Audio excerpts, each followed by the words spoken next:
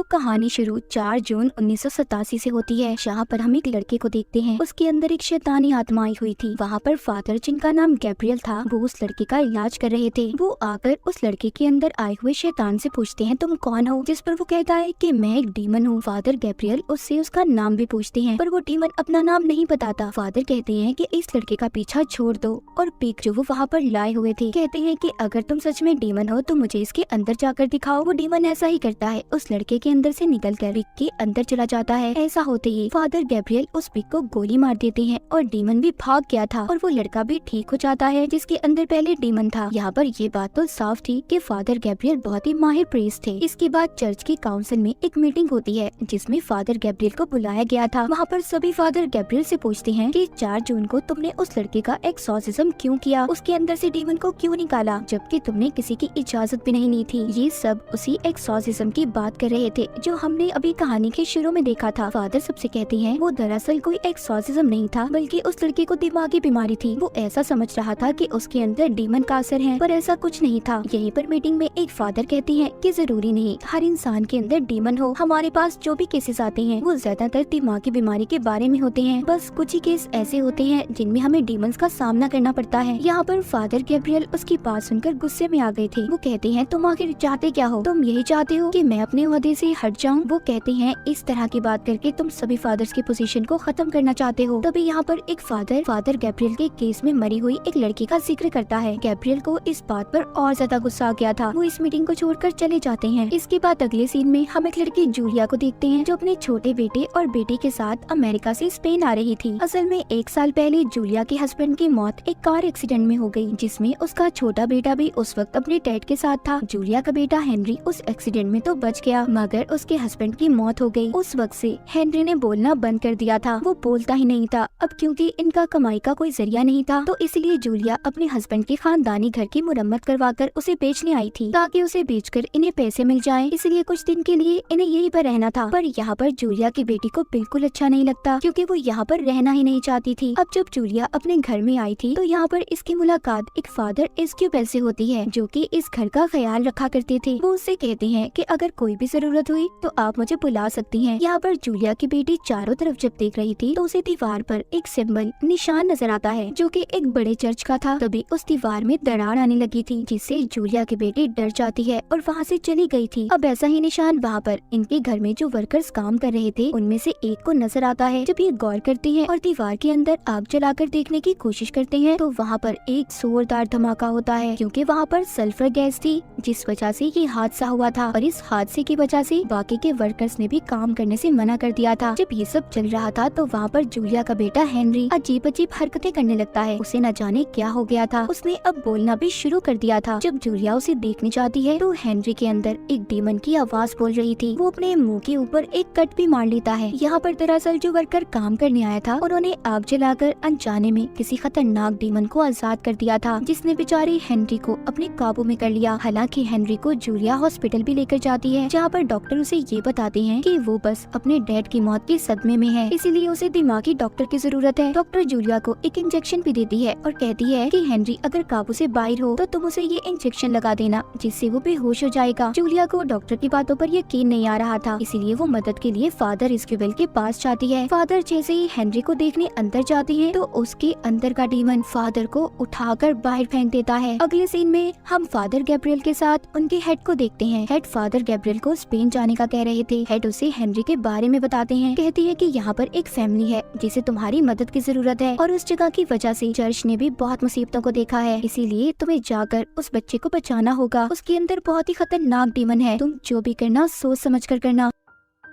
Father Gabriel अब अपने head के कहने पर जूलिया के घर पर पहुंच जाते हैं, पर वो इस बात पर हैरान थे कि हेनरी के अंदर जो डीमन है उसने चर्च का क्या नुकसान किया था। फादर गैब्रियल अब जूलिया से कहते हैं कि मैं हेनरी को देखना चाहता हूँ। जब ये उसके पास जाते हैं तो हेनरी के अंदर का डीमन उन्हें देखकर हंसने लगता है और कहता है आ जाओ, मैंने तुम्हें यहाँ पर बुलाना था। फादर गैब्रियल तभी उसे एक निशान दिखाते हैं, जिससे हम हेनरी की आंखों में डीमन की आंखों को भी देख पा रहे थे। जब वो उससे उसका नाम पूछते हैं तो डीमन अपना नाम बताने से मना मना कर देता है। दरअसल यहाँ पर किसी भी डीमन का नाम पता चल जाए तो एक्सॉर्सिज्म जादू करना आसान हो जाता है, इससे जल्दी डीमन काबू में आ सकता था। यहाँ पर हेनरी के अंदर का डीमन गैब्रियल को डरपोक फायर बुलाता है। दरअसल गैब्रियल पहले आर्मी में था, पर एक जंग में वो लड़ाई से हट गया, मगर इस बात से गैब्रियल को कोई फर्क नहीं पड़ रहा था। तभी हेनरी अपने मुंह से एक मरा हुआ परिंदा निकालता है, जो देखकर गैब्रियल थोड़ा परेशान हो गई थी। वो बाहर आकर एस्क्यूबेल और जूलिया को बताते हैं कि हेनरी के अंदर कोई बहुत ही खतरनाक डीमन है, जो बहुत ज्यादा ताकतवर भी है। उसका एक्सॉर्सिज्म उस पर जादू करना आसान नहीं है, और अगर हमने जल्दी कुछ न किया तो हेनरी की जान को भी खतरा हो सकता है। फादर गैब्रियल बताते हैं कि हेनरी को अपने डैड की मौत का सदमा था, जिसका फायदा डीमन ने उठाया, पर ये समझ नहीं आ रही थी कि डीमन हेनरी के अंदर आकर आखिर करना क्या चाहता था। उधर डीमन जूलिया की बेटी को भी डराता है। उसके मरे हुए डैड यानी कि जूलिया के हस्बैंड की आवाज में वो उससे फोन पर बात कर रहा था। यहाँ पर डीमन ने अपना काम करना शुरू कर दिया था। उधर एस्क्यूबेल और गैब्रियल मिलकर हेनरी का एक्सॉर्सिज्म करने की तैयारी कर रहे थे। जब ये दोनों उसके पास जाते हैं तो डीमन इन्हें इनकी पिछली जिंदगी के बारे में बताता है। वो गैब्रियल से कहता है तुम्हारी वजह से एक लड़के की जान गई, और एस्क्यूबेल से कहता है कि तुम प्रीस्ट हो ना, फिर भी गलत काम करते हो। ये बात सुनकर एस्क्यूबेल हेनरी का गला दबाने लगता है। गैब्रियल उसे रोकता है, इस वजह से इनका एक्सॉर्सिज्म भी पूरा नहीं हो पाया था। अब बाहर आकर एस्क्यूबेल अपनी कहानी गैब्रियल को बताता है। कहता है कि मुझे एक लड़की से प्यार हो गया, पर वो नहीं जानती थी कि मैं एक प्रीस्ट हूँ, और हमारे बीच बहुत कुछ गलत हुआ, पर जब मुझे एहसास हुआ मैंने उसे छोड़ दिया और अपनी जिंदगी प्रीस्ट बनकर गुजारने का फैसला किया। इसलिए वो डीमन मेरी कमजोरी का फायदा उठाना चाहता है। उसे फादर गैब्रियल को अपने दिल की बात बताकर काफी अच्छा हल्का महसूस हो रहा था। अब बारी थी गैब्रियल की। वो बताते हैं कि जब जंग के दौरान मेरे सारे साथी मर गए, तब मैंने प्रीस्ट फादर बनने का फैसला किया। मेरे पास तब सबसे पहला केस एक लड़की का आया। उसको किसी डीमन ने अपने काबू में किया हुआ था,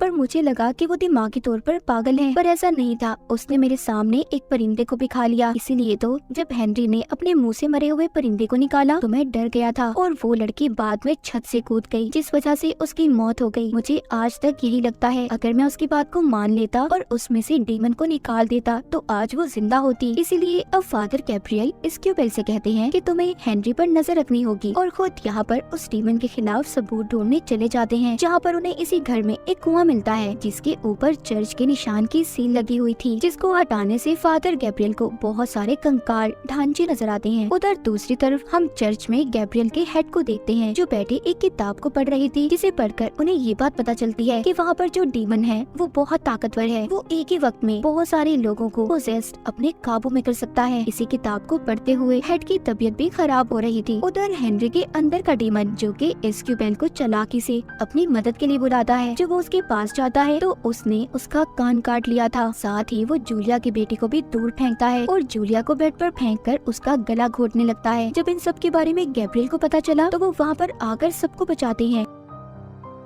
अब वो एस्क्यूबेल को लेकर उसी जगह पर जाते हैं जहाँ पर उन्होंने कंकाल को देखा था। फादर गैब्रियल एस्क्यूबेल को बताते हैं कि जब जूइस क्रिश्चियन में बदले तो उस वक्त जिन्होंने इनकार किया, सजा के तौर पर उन्हें इस जगह पर बंद कर दिया गया था। अब ये दोनों अंदर जाते हैं, जहाँ पर इन्हें वैसा ही निशान वाला दरवाजा मिलता है, जैसा निशान पहले जूलिया की बेटी ने भी देखा था। जब वो उस दरवाजे को खोलते हैं तो अंदर जाने पर उन्हें बहुत से स्केलेटन्स कंकाल मिलते हैं, जिनमें से एक कंकाल एक पिंजरे में बंद था। उसके हाथ में अंगूठी थी, वो एक प्रीस्ट का कंकाल था। वहीं पर इन्हें एक और दरवाजा मिलता है, जिसकी चाबी इन्हें पिंजरे में बंद कंकाल के पास से मिली थी। वहाँ आगे जाकर इन्हें दुनिया के सबसे बड़े प्रीस्ट का कंकाल भी मिलता है। तो गैब्रियल यहाँ पर एस्क्यूबेल को बताते हैं कि यहाँ पर एक बहुत ही खतरनाक डीमन ने एक साथ बहुत से इंसानों को पोजेस्ट किया, जिनका एक्सॉर्सिज्म उस वक्त यहाँ पर किया जा रहा था, मगर वो शैतान डीमन किसी के काबू न आया, और उसी ने इन सब का ये हाल किया। जब सबको उस शैतान डीमन के बारे में पता चला तो इस जगह को ऐसे ही बंद कर दिया गया, और हेनरी के अंदर जो डीमन है वो भी यही लगता है। तो सोचो वो कितना खतरनाक होगा। मगर यहाँ पर अब वर्कर की गलती की वजह से वो दोबारा आजाद हो गया, पर वो डीमन हेनरी के अंदर सिर्फ इसलिए आया था ताकि वो फादर गैब्रियल के अंदर जाकर चर्च और गॉड के नाम पर उससे बुरे काम करवाए। इसलिए अब वो गैब्रियल के अंदर आना चाहता था। गैब्रियल यहीं पर एक किताब पढ़ता है, जिससे उसे पता चलता है कि दुनिया में हर जगह ऐसे ही खतरनाक डीमन पाए जाते हैं, जिनमें से ये डीमन भी एक ही है, जिसका नाम भी अब गैब्रियल को पता चल गया था। जब डीमन को ये बात पता चलती है कि फादर फादर गैब्रियल को उसका नाम पता चल गया है तो वो तो जैसे पागल सा हो गया था। इसीलिए वो अब हेनरी की बहन को भी पोजेस करने की कोशिश करता है। जब जूलिया अपनी बेटी को बचाने आती है तो वो उसकी बेटी को दूर फेंककर अब जूलिया को मारने की कोशिश कर रहा था। तभी जल्दी से जूलिया की बेटी उस इंजेक्शन को उठाकर हेनरी को लगा देती है जो डॉक्टर ने दिया था, जिससे वो अब बेहोश हो गया था और इस तरह जूलिया की जान बच जाती है। तभी ये लोग हेनरी को वहाँ पर बांध देते हैं और सभी प्रेयर करके उसका एक्सॉर्सिज्म करना शुरू करते हैं। अब यहाँ पर डीमन इन्हें अपनी असली ताकत दिखाता है।